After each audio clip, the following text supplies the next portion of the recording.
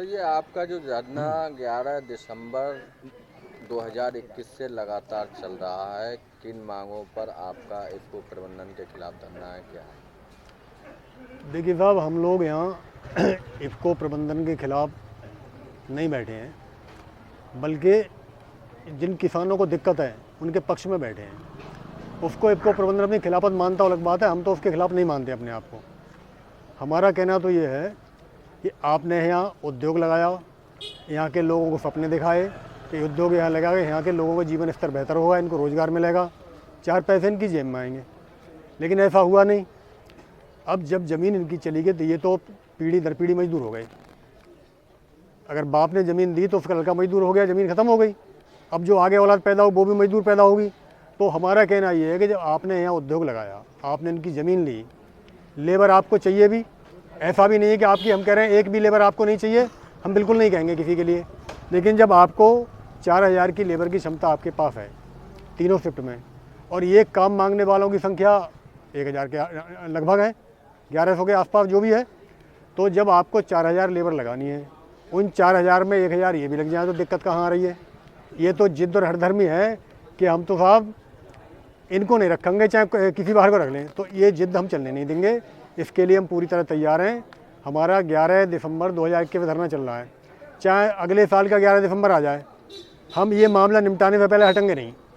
प्रशासन भी सुन ले, इसको मैनेजमेंट भी समझ ले कि जब समझ में आए तब इस मामले को निपटा लें, बैठ के बात कर लें। ये सोचते हो कि खाली तारीखें डालने से उससे हम हट रहे हैं, हम तो पूरी तैयारी से लेके बैठे हैं। अगला 11 दिसंबर आ जाएगा, तब तक हम हटने वाले नहीं हैं। हम इसको निपटा के मानेंगे मामले को। अभी तो हम अपनी बात को कानून का सम्मान करते हुए, न्यायालय का सम्मान करते हुए, प्रशासनिक अधिकारियों को बात का लिहाज करते हुए शराफत के साथ अपना धरना दे रहे हैं, बैठे हैं, इस उम्मीद के साथ कि कहीं शराफत का भी शायद हो सकता है कोई खाता होता हो। लेकिन ऐसा लग नहीं रहा है हमें। अगर ज़्यादा हमें टहलाया बहला गया है, ज़्यादा हमारे साथ बार्गेनिंग की गई, तो हमें फिर इसमें कोई दिक्कत नहीं है। हम इफ़को की सप्लाई बंद करेंगे, इसमें कोई दिक्कत हमें नहीं होगी। हम तैयार हैं, हमारे पास संगठन है, नेटवर्क हमारे पास है। भाई यहाँ के लोग जो होंगे यहाँ होंगे, बाकी लोग हम अपने जिला अपने संगठन से डिमांड करेंगे। जितनी सपोर्ट हमें 10 जिला की चाहिए, 20 जिला की चाहिए, उत्तर प्रदेश की चाहिए, जितनी हमें मिलेगी, हमारे नेताओं ने वादा कर दिया है, तो कहीं कोई चिंता की बात नहीं है। हम तो ये देख रहे हैं कि कब तक इनकी समझ में सही बात आती है, कब तक नहीं आती है। धन्यवाद। कब तक कितनी वार्ताएं आपकी इस बीच हो चुकी हैं? आज तीसरी बार बात होने को है। पहले 2 बार बात हुई थी। एक बार बात हुई थी इफ़को प्रबंधन और हमारे एसडीएम साहब के बीच में, दूसरी बार बात हुई इफ़को वालों को अलग बुलाया, हमें अलग बुलाया एसडीएम साहब ने। इसके बाद फिर बात का सिलसिला ही बंद हो गया। अब हमने अभी 13 तारीख को बड़ी मीटिंग करी थी वहाँ इफ़को पर। उसमें हमसे एसडीएम साहब ने, सीओ साहब ने वादा किया था कि 24 तारीख को आपकी इफ़को मैनेजमेंट से बैठ के बात कराएंगे। जिला स्तर के उच्च अधिकारी भी आएंगे, SPRA साहब आए, ADA भी आए, जो भी आए। तो अधिकारी कौन आता है इससे हमें कोई मतलब नहीं है। हमारा तो मतलब ये है कि हमारी बात का कोई समाधान सम्मानजनक निकाला जाए, इसलिए आए। जो आप पहले सरकार के विरोध में थे, भाजपा के विरोध में थे, आपने उनके साथ खुलकर विरोध भी किया, उसके विपरीत भी जनता के सहयोग से पुनः भाजपा सरकार सत्ता में आई। इसके बाद आपके लिए क्या लग रहा है कि आपकी मांगों पर पूरी तरीके से विचार किया जाएगा? देखो, ये प्रचार बिल्कुल गलत है कि हम भाजपा के खिलाफ थे, हम सरकार के खिलाफ थे। हाँ, सरकार से तो जिसकी सरकार होगी उससे तो मांगेंगे ही। भाई सरकार जिसकी होगी उससे तो बात कहेंगे क्यों सरकार में क्षमता है किसी समस्या का समाधान करने की। जो सरकार में है नहीं, जिसके हाथ पावर, उससे क्या मांगेंगे? तो मांगेंगे तो उसी से जो मालिक होगा, जो देने में सक्षम होगा। लेकिन ये प्रचार कि हम भाजपा के खिलाफ थे, हमने भाजपा के खिलाफ प्रचार किया, हम खुद हैं, हम प्रदेश महासचिव हैं। हमें आंवला तहसील का एक गांव का एक आदमी बता दे कि हमने फला व्यक्ति से फला गांव में जाके ये कहा भाजपा के खिलाफ वोट देना, बता दे कोई, हमें एक आदमी बता दे। कोई एजेंसी सर्वे कर ले, आप कर ले हो, कहीं से पता कर ले हो। ये गलत प्रचार है, ये लोगों ने गलत प्रचार किया। हाँ, इतना हमने ज़रूर कहा था, वो आज भी कह रहे हैं कि सरकार किसानों की समस्याओं पर ध्यान दे। ध्यान नहीं देगी तो हम सरकार का विरोध करेंगे, खुल के करेंगे, उसमें क्या दिक्कत है, हर स्तर पर करेंगे। ये बात उठकर आई, कई गांवों में ये बात कहा गया कि मतलब चंदा लिया जा रहा है और जो चंदे से नहीं जुड़े हैं, हमारी सामाजिक समस्याओं को संगठन नहीं उठा रहा है किसानों की। कहाँ, कौन कह रहा है? जो आपके समीप के गांव हैं, जो सैंदा के समीप के गांव हैं, उनमें कुछ किसानों की ऐसी बात निकल कर आई। देखो, हमारा एजेंडा समझ लीजिए आप। हमारा एजेंडा ये है कि उसमें सबकी बात आ जाएगी। नंबर एक, हम ये कह रहे हैं कि ग्राम समाज की 100 एकड़ पर अवैध कब्जा कर रखा है, वो उसी क्षेत्र के लोगों की ज़मीन है। अगर उस ज़मीन को इफ़को से फ्री होती है तो उन्हीं गांव के उन गांव के गरीबों के पट्टे होंगे, उनको जगह मिलेगी, उनकी समस्या हो गई। दूसरा हम ये कह रहे हैं कि यहाँ वाटर लेवल 7-8 फीट पर था जब ये कंपनी लगी थी तब, अब वाटर लेवल पहुँच गया 80 फीट पर।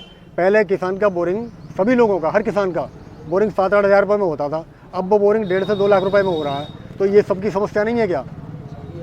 ये कैसे कहा जा सकता है हम सबकी समस्या नहीं उठा रहे हैं? तीसरी हम ये कह रहे हैं कि इफ़को में केंद्रीय विद्यालय है, वो भी हमारी मांग में शामिल है, हमारे मांग पत्र में शामिल है कि वो इफ़को का जो केंद्रीय विद्यालय में 3 सेक्शन लगती थी, 3 से घटा के 1 कर दिया गया है।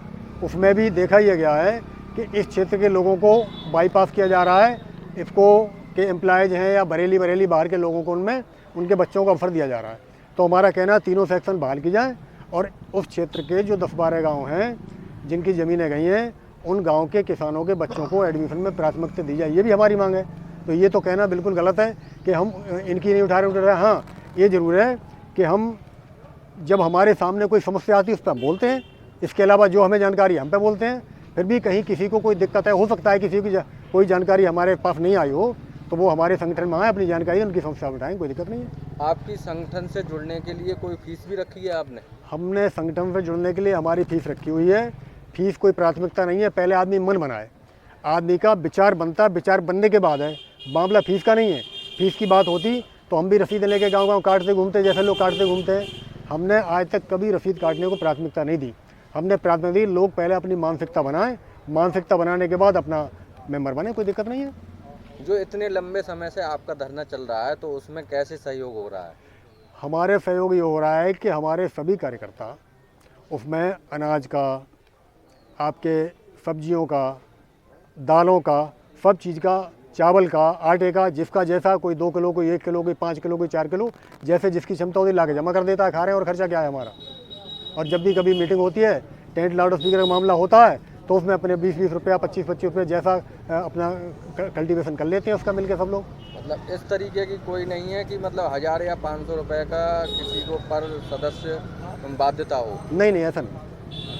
तो धन्यवाद। महासचिव, प्रदेश महासचिव भारतीय किसान यूनियन अराजनैतिक के, जिन्होंने अपनी बेबाकी से बात रखी। 11 दिसंबर 2021 से लगातार इनका धरना इफ़को प्रबंधन के पास ही चल रहा है और ये लगातार शासन से, प्रशासन से और इफ़को प्रबंधन के बीच अपनी बात पहुंचाने का कार्य कर रहा है। अब देखते हैं इनकी बात कब तक सुनी जाती है। धन्यवाद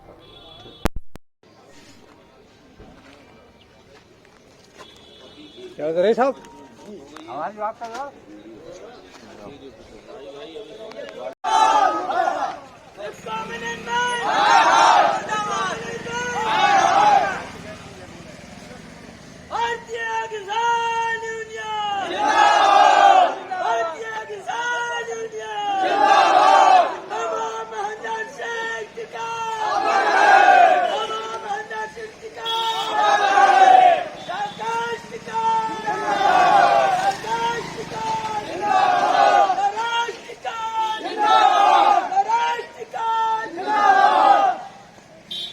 मामला है, हालांकि वो भी कोई बड़ी बात नहीं है।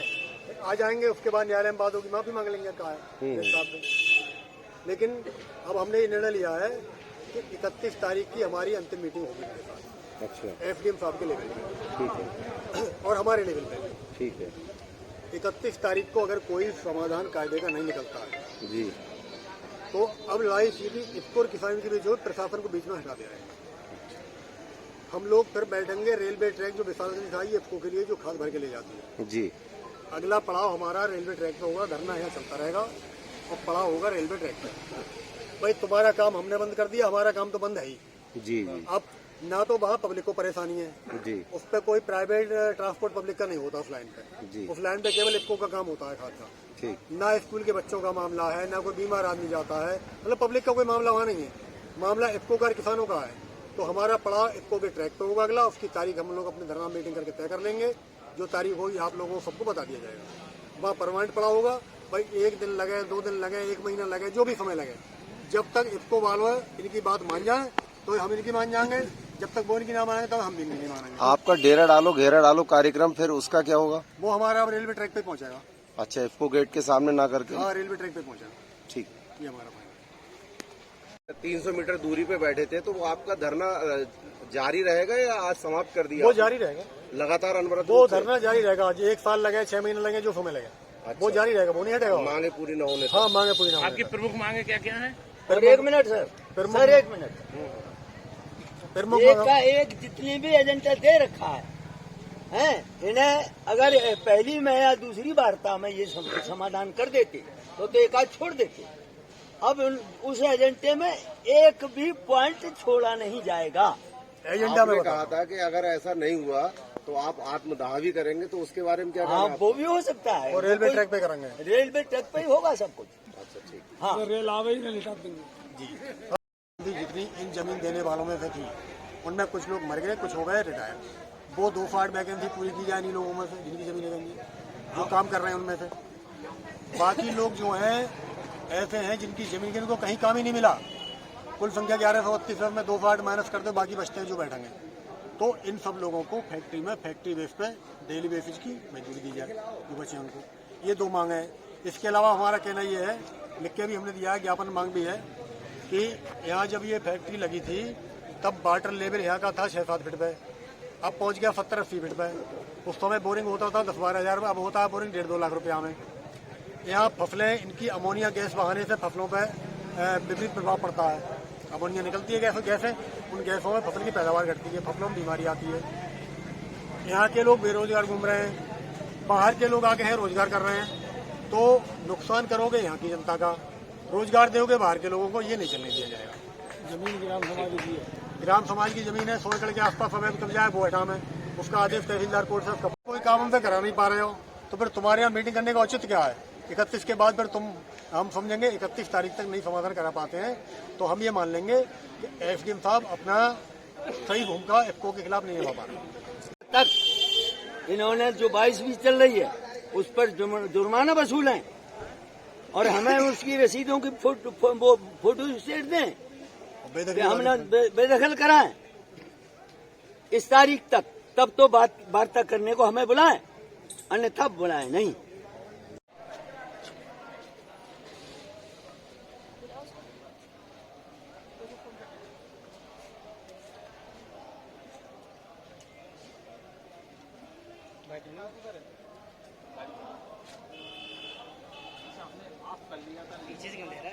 धरना चल रहा है। जी जी। साहब ने दिया है। जी जी। अगली वार्ता जो है 31 तारीख को होगी। जी जी जी। जैसा उन्होंने बताया 31 तारीख को बुलाया है। अभी वापस से साहब आएंगे, साहब स्वयं आएंगे ऑफिस में और इसका संज्ञान लेंगे और बड़े अधिकारियों से बातचीत करेंगे, फिर उसके बाद कोई जो है निष्कर्ष निकलेगा। अभी कोई निष्कर्ष नहीं निकला? अभी निष्कर्ष कोई नहीं निकला। तो आपकी इफको प्रबंधन से 4 सदस्यीय टीम आई थी? हाँ जी, हाँ जी। तो आपका क्या क्या पद है? मैं मैडम है निधि सत्यमूर्ति, मुख्य प्रबंधक मानव संसाधन, जी जी।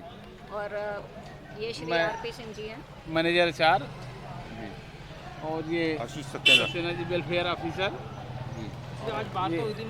लीगल ऑफिसर जो बात हुई है वो आपको बता दी गई, चर्चा हुई थी, गौरव शुक्ला। काफी मुद्दों पे चर्चा हुई थी और कोई निस्तार नहीं निकला है। कब बुलाया एसडीएम साहब? और एसडीएम साहब ने खुद आएंगे प्लांट में और फिर वहाँ पे वार्ता होगी। उसके बाद 31 तारीख को वापस 31 तारीख। मतलब किसानों का धरना जारी रहेगा? अभी इनका धरना जारी रहेगा। आज की मीटिंग बेनतीजा ही समझें। धन्यवाद। आज इफको के प्रबंधन के लोग भी आए थे और किसान यूनियन के नेता गण भी आए थे जी दोनों पक्षों की आमने सामने बात की। तो कुछ विषयों पर इफको प्रबंधन सहमत है, जी परंतु जो किसान यूनियन के लोग हैं वो इस चीज़ को नहीं चाहते हैं। जी रोजगार देने पर इफको प्रबंधन तैयार है, जो कॉन्ट्रैक्ट के बेसिस के माध्यम से देने के लिए सहमति वो दे रहे थे, जी परंतु किसान यूनियन वाले जो है उसको मान्य नहीं कर रहे हैं। वो चाहते हैं कि सीधे सीधे इफको हमको अपॉइंटमेंट दे या इफको हमको रोजगार दे। जी ठीक है ना। दूसरा कुछ परमानेंटी के इशू थे, उन पर 31 तारीख को फिर बातचीत करके आगे इसको क्या अग्रिम वार्ता भी सर तय हुई है? हाँ, अग्रिम वार्ता जो है 31 तारीख को फिर टॉप मैनेजमेंट के साथ होगी। ठीक सर। ये केस सर कोर्ट में भी चल रहा है क्या? हाँ, कोर्ट में चल रहा है, कोर्ट में बरेली में चल रहा है।